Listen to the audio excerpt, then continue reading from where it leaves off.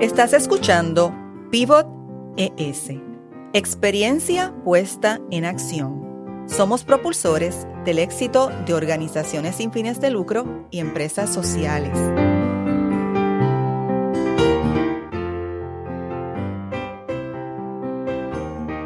Soy Marieli Rivera y en este podcast escucharás a líderes con experiencia en temas de innovación y soluciones para el desarrollo sostenible.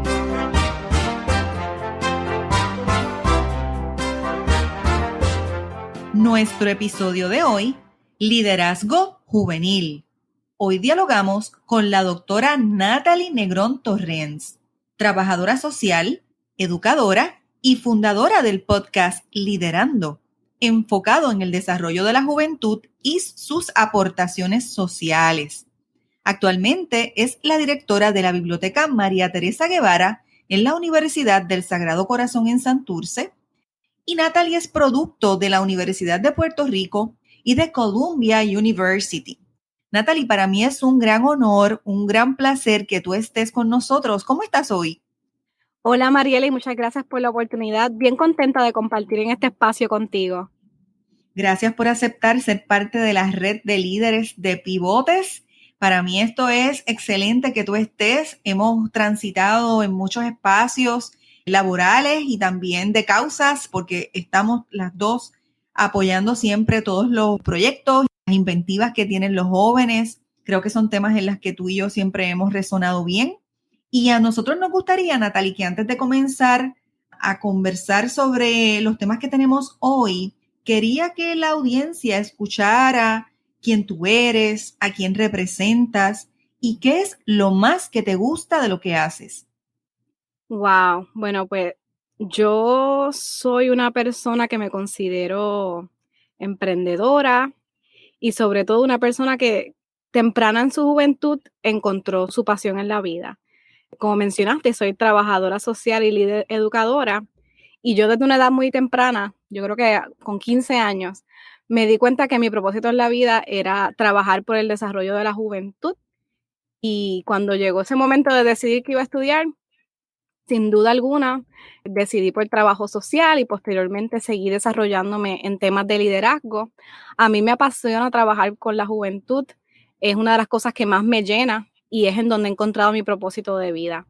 Particularmente los pasados 10 años de mi vida lo he dedicado a trabajar con la juventud vulnerable y eso es juventud, ¿verdad?, en desventaja socioeconómica. Y particularmente mi énfasis de trabajo ha sido desarrollar proyectos e iniciativas que ayuden a jóvenes y jóvenes líderes a salir de su caja y a que puedan desarrollar ese máximo potencial. Así que yo he trabajado en escenarios educativos, como bien sabes, pero también en escenarios, contextos sociales comunitarios.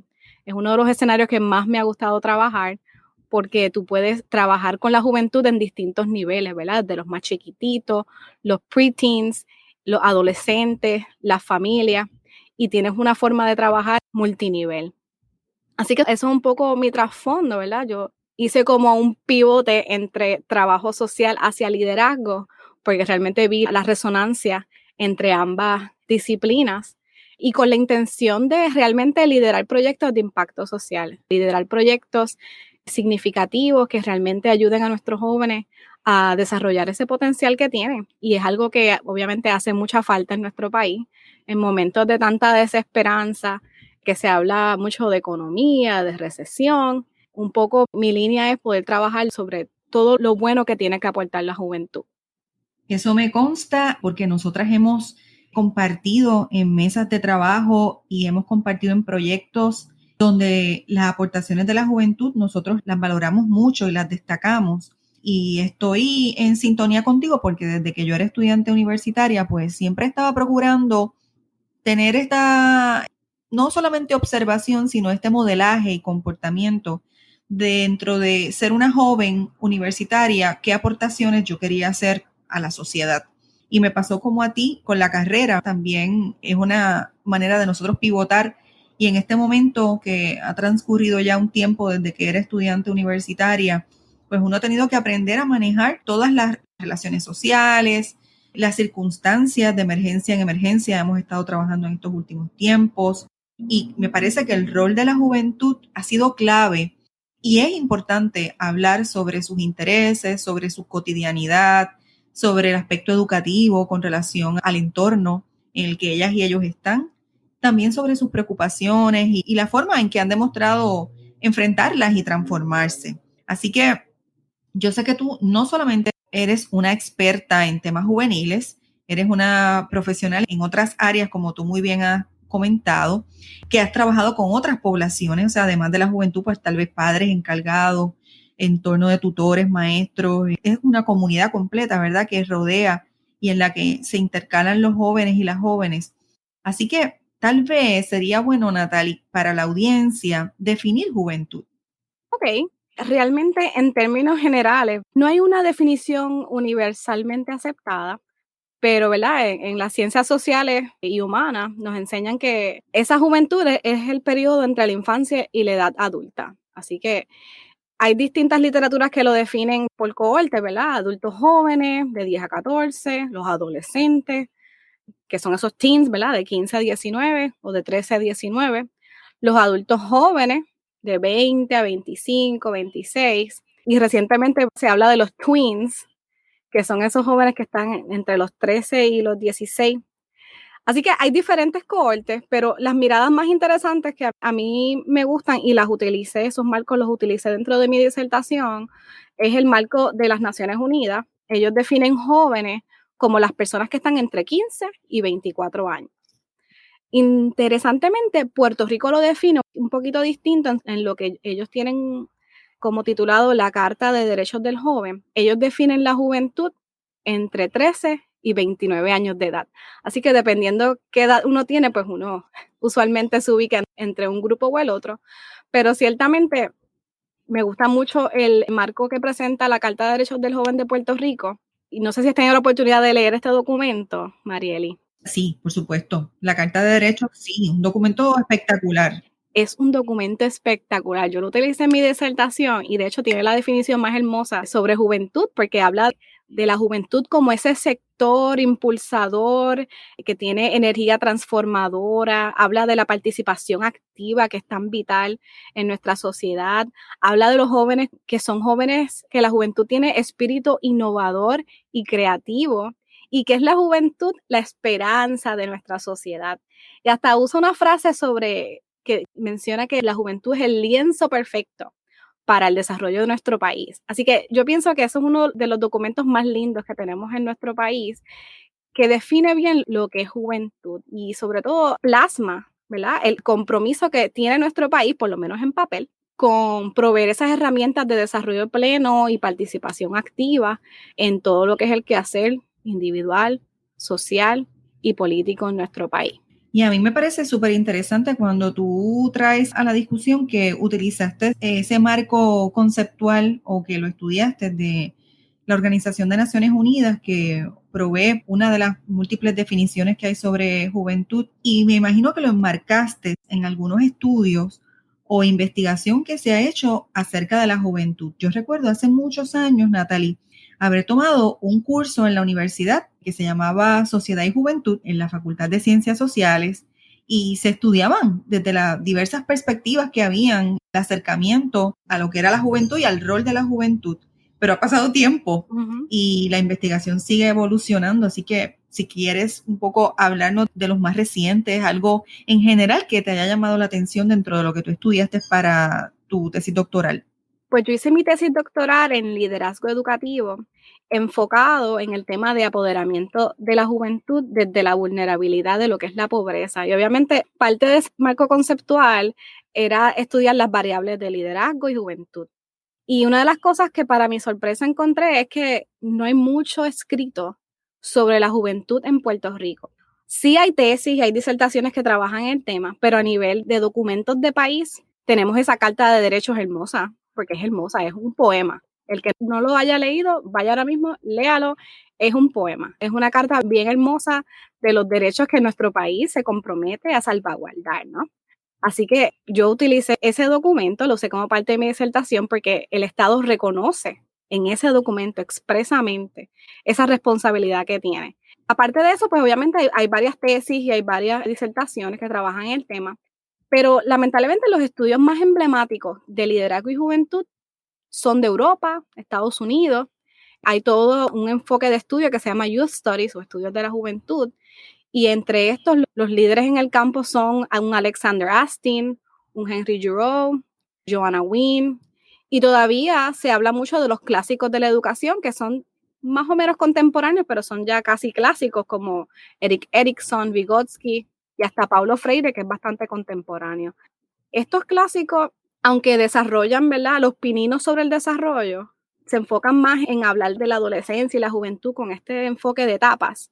Los autores más contemporáneos son los que están desarrollando investigaciones y publicaciones sobre esos aspectos que son cruciales para realmente entender la juventud y entender su perspectiva en su contexto.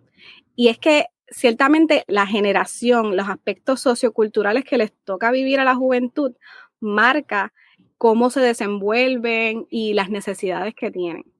Para darte un ejemplo, Joanna Wynne enfatiza que los jóvenes que crecen en diversas circunstancias tienen distintas prioridades y perspectivas. Y esto lo vemos en los jóvenes que vienen de contextos vulnerables. Yo que trabajé tanto tiempo en comunidades como Lloren Torres y el Caño Martín Peña, eso es algo es bien clave. Los jóvenes de estas comunidades son muy distintos a los jóvenes de otras comunidades. Así que no hay un molde y no podemos generalizar. Es bien importante que cuando estamos hablando seriamente en desarrollar políticas y esfuerzos e iniciativas para desarrollar la juventud, que realmente nos demos la tarea en conocerlo, conocer sus intereses, como dijiste ahorita, sus necesidades, cuáles son esas pasiones, esas preocupaciones. Y dentro de mi proceso de disertación, una de las cosas más lamentables fue ver realmente pocos estudios sobre el perfil de nuestros estudiantes. Uno de los perfiles que encontré, pero del 2002, 2003, fue un documento o un estudio de investigación que se hizo por la extinta Oficina de Asuntos de la Juventud, porque ya esa oficina no existe. Era un estudio sobre el perfil de los jóvenes de Puerto Rico, pero lamentablemente ese estudio, el punto de partida era el tema de la delincuencia de menores. Lo que ya de entrada te da un tono y un sesgo. O sea, el enfoque era poder desarrollar iniciativas para prevenir el crimen. Así que un poco mi reflexión con eso fue, ¿dónde están las iniciativas para desarrollar la juventud? Más allá de prevenir la delincuencia de los adolescentes. O sea, estamos hablando que hay un documento normativo que plantea que la juventud es el lienzo perfecto, que sabemos que tienen esta capacidad de innovación y creatividad, pero en términos prácticos, cuando nos damos la tarea de conocerlos, nos estamos ya marcando y estigmatizando. Cierto. Me quedo un poco reflexionando que cuando tú hablas de que en Puerto Rico hay poca investigación, trabajo de investigación que lo encuentras más en Europa, en Estados Unidos, tal vez en Canadá, me percato que en Puerto Rico también es que nos hemos circunscrito a trabajar con los temas de la juventud. Como tú muy bien mencionabas, había una oficina gubernamental, porque era una entidad gubernamental que tenía a cargo algunos temas, pero entonces estaban enmarcados en la jurisprudencia de los fondos federales disponibles para trabajar esos temas.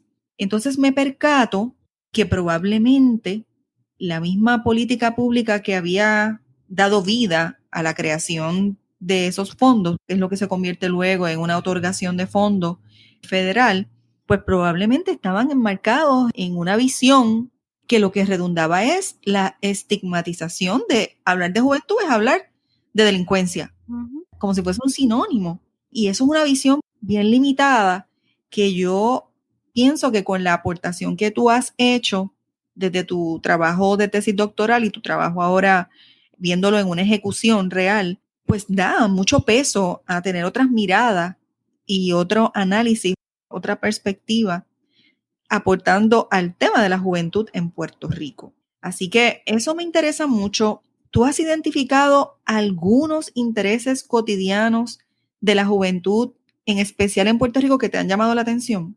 Bueno, antes de entrar a eso, quería compartirte que lo que mencioné anteriormente también se relaciona con el marco de prevención. Se ha trabajado por la juventud con esta mentalidad de prevención. Y eso ya es algo bastante antiguo. Ahora se está hablando de lo que es el marco del desarrollo positivo de la juventud. Estos nuevos marcos de los últimos 30 años eso es lo que aspiramos, que se haga ese pivot entre el enfoque de prevención, que es importante, pero hay que acompañarlo con este enfoque de desarrollo positivo, que lo que nos mueve es a realmente entender a nuestros jóvenes, a darles herramientas, fortalecerlos y hacer una inversión en ese aspecto. Y es algo que nosotros también hablábamos a nivel educativo. Un Alexander Astin, por ejemplo, te habla de la teoría de la participación y el involvement. Y ese enfoque es lo que nos dice que la participación activa del estudiante es la clave del desarrollo y éxito. Así que ese pivot es importante. Y a juzgar por lo que observamos día a día, contestando tu pregunta sobre los intereses cotidianos de los jóvenes, por lo menos en el escenario educativo, que es donde ahora mismo laboro, y lo que he visto en los últimos años de trabajo, los jóvenes puertorriqueños son resilientes y son bien solidarios. Se involucran de manera más que optimista, yo creo que de manera realista para lograr cambios. Y yo creo que quieren hacer una diferencia en su entorno, a pesar de las circunstancias que les ha tocado vivir. Esta es la aclamada generación Z, que les ha tocado desarrollarse en un clima, ¿verdad?, socioeconómico bien retante. Pero si jugamos por los eventos del verano del 19, no me cabe la menor duda que nosotros en las universidades estamos haciendo algo bien. Y eso por lo menos me llena de alegría porque por lo menos a nivel personal y profesional me valida que estoy en el lugar correcto para hacer patria. Y obviamente esto no solamente en Puerto Rico, estas características de la gente joven que ha tenido circunstancias similares, así que Puerto Rico, Europa, Estados Unidos, podemos ver, ¿verdad?, todo lo que ha sucedido por las manifestaciones de George Floyd. Es juventud que no tiene miedo a irse a la calle y hacer ese esfuerzo sociopolítico. Y yo creo que eso tiene mucho que ver con la influencia de las universidades. Así que esta generación va a ser la generación más educada en el mundo. Incluso se espera que supere a mi generación, que es la millennial. Así que estos post-millennials, que son nativos digitales, hijos de la recesión, yo diría que son la esperanza de que realmente vamos a poder tener un mejor futuro. Estos jóvenes están involucrados ¿verdad?, les preocupan los temas de cambio climático, les preocupan los problemas de política social, y a juzgar por la participación juvenil en las últimas elecciones podemos ver que esa tendencia sigue en aumento. Son particularmente inclusivos, bastante diversos, con gran conciencia moral, y a pesar de eso, hay, como en todas las generaciones jóvenes que han venido antes, están a veces misunderstood, muchas veces no los entienden, los pudieran marginar, los pintan de diferentes, rebeldes y hasta radicales, pero tras eso son los que van a hacer realmente el cambio, por lo menos en mi opinión, y yo creo que hace más falta discusión pública sobre nuestros jóvenes y sobre sus necesidades. Yo estoy de acuerdo contigo y eso me lleva a pensar en todos los que hablamos ahorita de los estereotipos, pero que no es solamente el estereotipo de delincuencia, sino son muchos más estereotipos que se han adjudicado a los jóvenes y a las jóvenes. Y tú lo acabas de describir muy bien. Hemos dado en el clavo que el hacer valer su voz y sus derechos tiene un costo en la manera en que entonces otros perciben cómo es que tú estás estableciendo pues un argumento o tú estás presentando tus elementos de protesta contra algo o cuáles son tus propuestas, porque también ha habido propuestas y me parece que hay un despertar que esta generación en particular está bastante receptiva y empática con establecer, como yo digo, es como romper el establishment y construir desde otras nuevas avenidas. Y creo que resuena mucho con lo que les gusta en el momento. No es algo que lo quieren ver como un futuro, sino que quieren el cambio en el momento. Uh-huh. Son como que exigentes con eso, ¿verdad? Entonces me parece que en muchas ocasiones somos los más adultos, algunos de nosotros pecamos de mirar el prisma completo y también recordar que fuimos jóvenes y que también teníamos inquietudes. Uh-huh. Y que también queríamos ser responsivos al compromiso del bien colectivo. Yo sé que tú estás bien de cerca con los jóvenes y has estado con jóvenes y jovencitos, me refiero a todavía más jóvenes, o sea, desde tal vez los 12 años, y has podido ver esas transiciones que se dan que ya entonces llegan luego a una etapa cuando deciden algunos estudiar, si es que están estudiando una carrera en la universidad o quieren insertarse en el mundo del trabajo. Y tú has visto ese recorrido. Yo quería que tú compartieras con nosotros cómo tú ves ese compromiso con el bien colectivo y con las causas, independientemente de que participan de marchas y de escenarios de participación pública, ¿dónde tú has visto también ese compromiso de ese colectivo? Bueno, como mencioné ahorita, esta generación es la más activa socialmente. O sea, yo cuando trabajé proyectos de desarrollo de liderazgo en comunidades como Lloren Torres, los grupos de liderazgo eran los más que se llenaban, porque los jóvenes buscaban ese sentido de justicia, ese sentido de comunidad y ese sentido de propósito. Y lo he podido ver en todos los niveles, porque teníamos también grupos de los que llamamos los tweens o los preteens, y también tienen esta sed de integrarse, de hacer una diferencia. Y yo creo que tiene mucho que ver con que esta generación no solamente es la más educada, pero los miembros de esta generación vienen de padres bien educados, de padres que los protegieron, de padres que le inculcaron este sentido de justicia, la moral. Así que teniendo los marcos normativos que esbozan los derechos de los jóvenes, hay como un clima distinto que realmente permite que ellos se apoderen. Lo que pudiera hacer que los limiten son las circunstancias, ¿verdad? A veces socioeconómicas. Y es una de las cosas que yo encontré en mi disertación. Yo estaba estudiando cómo se involucran los estudiantes en la vida universitaria. Y hay muchos estudios que hablan de la importancia para el éxito y la retención, de lo que es el involvement en la vida universitaria. Y me estuvo bien curioso que, aunque ellos anhelaban poder integrarse y poder participar, porque eso era algo que le apasionaba, porque eso es parte de esta generación, ellos quieren involucrarse y poder estar en todo, los jóvenes que tienen necesidad socioeconómica se les hace bien retante. Yo conversé con estudiantes que pasan hambre, aún viviendo en la residencia estudiantil, estudiantes que pasan hambre, estudiantes que se ayudan entre ellos para completarse para comer. Te escucho historias de estudiantes que dormían en autos. Hay un problema serio de pobreza juvenil que, aunque ellos tienen el deseo, el potencial, tenemos un gap en los servicios. Así que una cosa bien linda de esta generación es que son innovadores, son idealistas dentro de los realistas. Los vemos que están haciendo la lucha por las diversas causas, como lo hemos visto, ¿verdad? Con el verano del 19 por la corrupción, contra el racismo, contra el cambio climático, en Estados Unidos contra el control de armas, y utilizan las redes sociales para amplificar su mensaje. Pero una de las cosas que a mí me preocupa es que tenemos este gran potencial de compromiso colectivo para realmente hacer acción en estas causas que son tan importantes, pero hay un gran, por lo menos en nuestro país, el porcentaje de pobreza juvenil es altísimo, supera el 55%, ahora mismo no recuerdo el dato exacto. Y eso sí me preocupa mucho, porque tenemos, como dice la legislación, el lienzo perfecto. Sabemos que tienen el gran potencial. ¿Dónde están, verdad, las iniciativas para protegerlos, para desarrollar todo este potencial? Y yo ahora pensando que tú traes ese punto, ¿verdad?, de la pobreza juvenil y de la importancia que entonces se plantea de los accesos a trabajos y a internados pagados también, que es otro tema bien importante. Tradicionalmente, para propósitos de nuestra audiencia, los internados se entienden que deben ser gratuitos y nosotras nos hemos dedicado a observar la necesidad de la precariedad económica en los jóvenes y las jóvenes y lo importante que es recibir un incentivo, aunque sea un incentivo módico para propósitos de una experiencia de un internado, ¿verdad? Que a diferencia de lo que es tú trabajar directamente en un rol con unas tareas.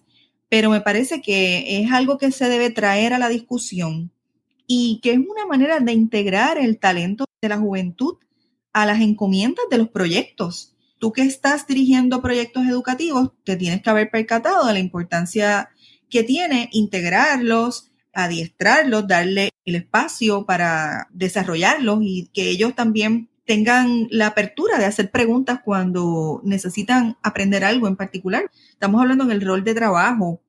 ¿Qué tú puedes hablar de esa experiencia trabajando con jóvenes en el rol de trabajo? Claro, de hecho, lo que dices es muy cierto, es tan importante involucrarlo.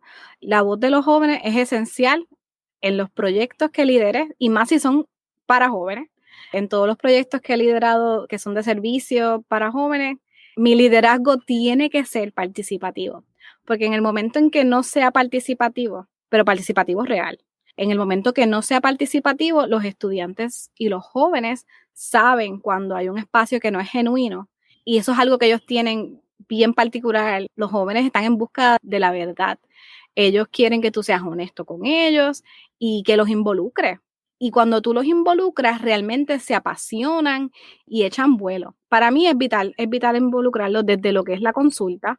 Cuando yo trabajaba con adolescentes en comunidad, uno siempre le consulta, uno busca su insumo, pero es bien importante, más allá de preguntarle, ¿qué te parece tal cosa? Realmente es importante delegarle tareas y proyectos. Pero la clave es que sean proyectos que tengan significado. Y algo que yo he visto que muchos colegas en otras organizaciones que pecan, porque eso lo llamo un pecado, es que tienen la oportunidad de tener interns en sus organizaciones. Por ejemplo, el Departamento de Educación requiere X horas de voluntariado de los estudiantes y tú tienes esta oportunidad maravillosa de desarrollar a este joven y las tareas y proyectos que les das es sacar copias, sacar clips. Pues esos proyectos no tienen significado, no estás desarrollando a la juventud. Eso en inglés lo llaman tokenism, los estás utilizando. Eso no es participación significativa. Y algo que yo aprendí temprano trabajando con jóvenes es que la participación que tú le das tiene que ser genuina, tiene que ser significativa, tienen que estar desde la consulta hasta ellos desarrollar proyectos y tú confiarle en la delegación de tareas concretas y que ellos puedan ver los errores que cometen, que puedan aprender de eso, que puedan reflexionar, que puedan desarrollar la habilidad de hacer ese assessment y hacer los ajustes sobre la marcha. Y eso es realmente integrar la voz juvenil. Eso es lo que significa realmente integrarlo. Y eso por lo menos en mi práctica yo siempre lo hago. Yo hago sondeos de servicio. Yo cuando pienso en desarrollar, por ejemplo, a mí me encanta hacer actividades con los estudiantes y ahora en la biblioteca eso me ha permitido hacer muchas más cosas, estando en el centro de lo que es la actividad académica particular y ahora con nuestra visión de realmente desarrollar este proyecto como Active Learning. Yo necesito tener el insumo de los estudiantes. Si yo quiero que me lleguen a la biblioteca, más allá de venir a buscar una lectura y pasivamente leer, yo quiero que ellos se involucren con su experiencia académica, les tengo que consultar. Y yo cuando pienso en una iniciativa, no pienso, contra esta actividad estaría chévere. Yo tengo que preguntarme, por ejemplo, ponerme en mi mente el rostro de alguno de los jóvenes que conozco. Me viene a la mente el nombre de Xavier, porque ayer estaba hablando con él. A Xavier, a Edwin, a Eva. ¿Esta actividad les va a gustar? ¿Esta actividad tiene significado para su desarrollo? Y un poco así empieza mi análisis cuando voy a desarrollar una estrategia y les consulto muchas veces, ¿qué te parece si hacemos tal cosa? Y tú tanteas porque tal vez la idea está fenomenal para ti, pero no tiene ningún significado para ellos.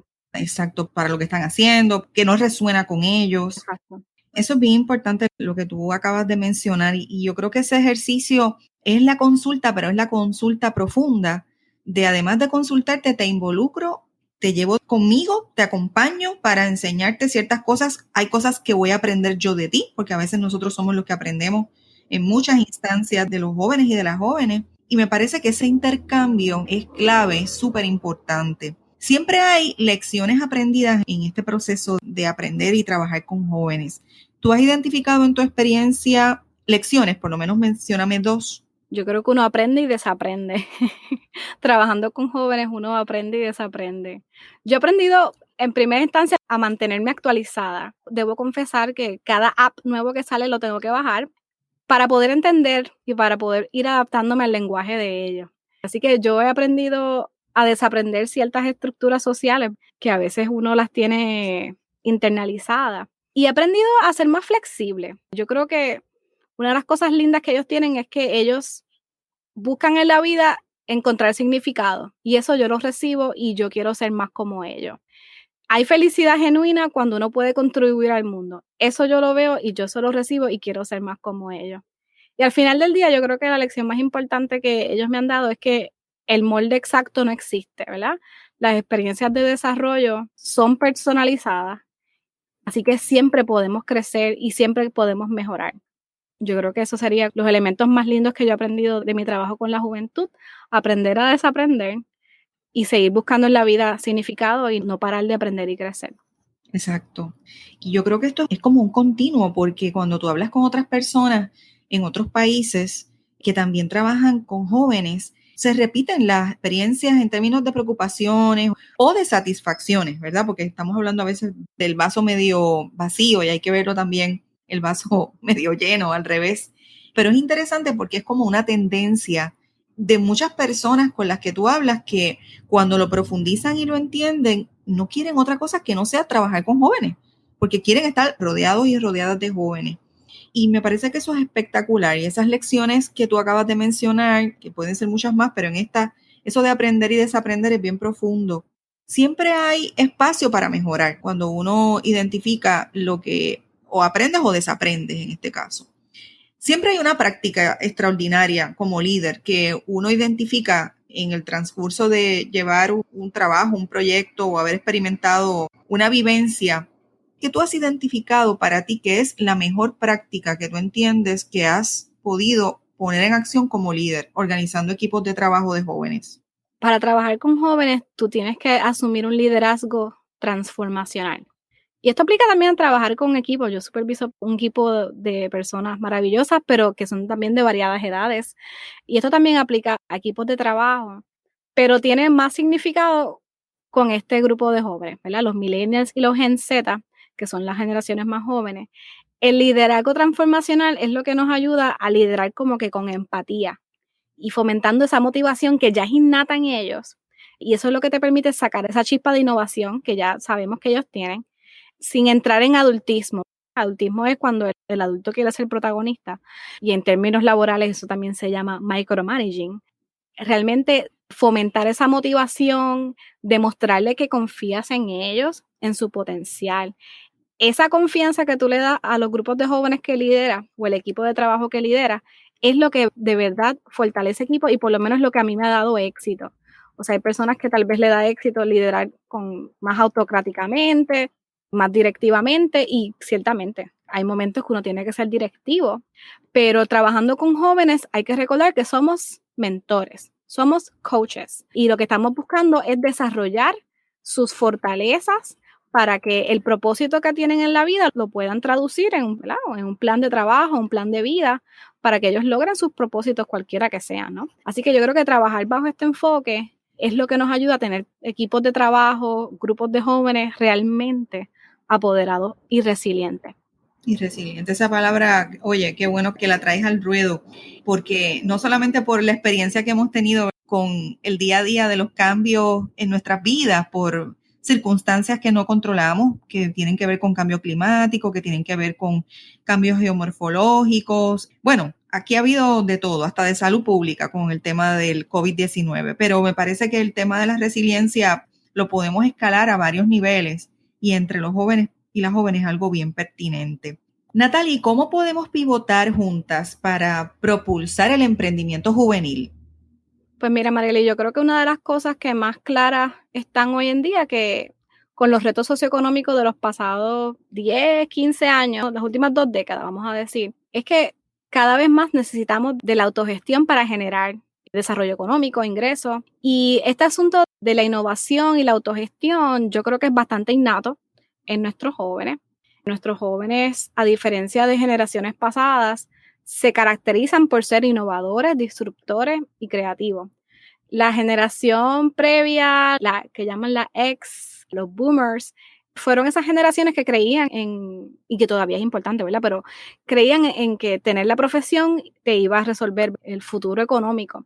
Y aunque realmente la educación universitaria es la ecualizadora por preferencia, la verdad es que los retos económicos van a seguir aumentando y necesitamos desarrollar esa infraestructura social, educativa y política para poder apoyar esto.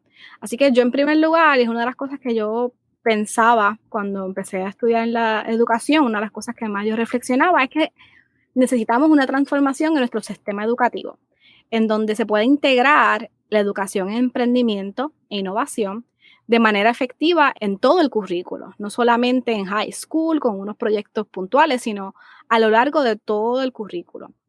Esta medida yo creo que es algo que se tiene que trabajar para que tenga frutos a largo plazo. En segundo lugar, yo te diría que hay que invertir en la juventud. Y si vemos el presupuesto todos los años, cada vez hay menos presupuesto asignado para iniciativas de desarrollo hacia los jóvenes. No tenemos una agencia que promueva los asuntos de la juventud. Yo creo que reactivar una agencia que atienda sus necesidades, que se dedique a hacer investigación sobre el perfil de jóvenes, para que con base científica podamos transformar las políticas vigentes y que de alguna forma eso sienta las bases para desarrollar planes de acción de país. Yo creo que no estamos en cero. Hay muchas organizaciones que están trabajando hacia este norte, hacia el desarrollar el emprendimiento juvenil. Tenemos una hermosa Carta de los Derechos. Hay distintas organizaciones como la Boys and Girls Club, Jóvenes de Puerto Rico en Riesgo, el Instituto de Desarrollo de la Juventud, el proyecto Ahora Es. Hay muchos ejemplos hermosos en el tercer sector, pero necesitamos un proyecto de país, un proyecto que se desarrolle desde el país hacia el desarrollo de nuestra juventud. Y es súper lindo tener un documento que esboza cuán importante es nuestra juventud para el futuro, pero ¿dónde está la inversión en el presupuesto? ¿Dónde están las iniciativas? Yo aplaudo a diario lo que hace el tercer sector con tan poco, ¿verdad? Porque sabemos que es un reto recaudar fondos y las mismas universidades también están haciendo grandes proyectos, pero no podemos estar solos en esta batalla para hacer ese pivote, Marieli. Nuestro país tiene que llevar la acción donde has puesto la palabra. Así que esto es un issue de país. Así que no podemos hacerle justicia a todos los sectores sin que ellos hagan su parte, ¿sabes? Así que vale la pena. Yo creo que de eso depende nuestro presente y nuestro futuro.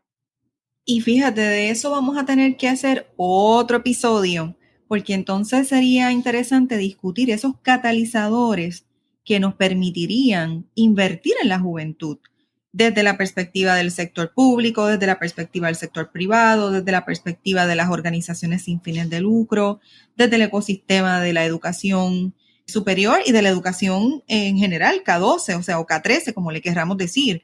Creo que ahí hay una discusión bien interesante, así que este tema no se acaba, pero ha sido bien chévere discutirlo contigo. Para mí es como que un pie forzado para abrirnos a otras posibilidades y me alegra tanto que tú tengas también el podcast.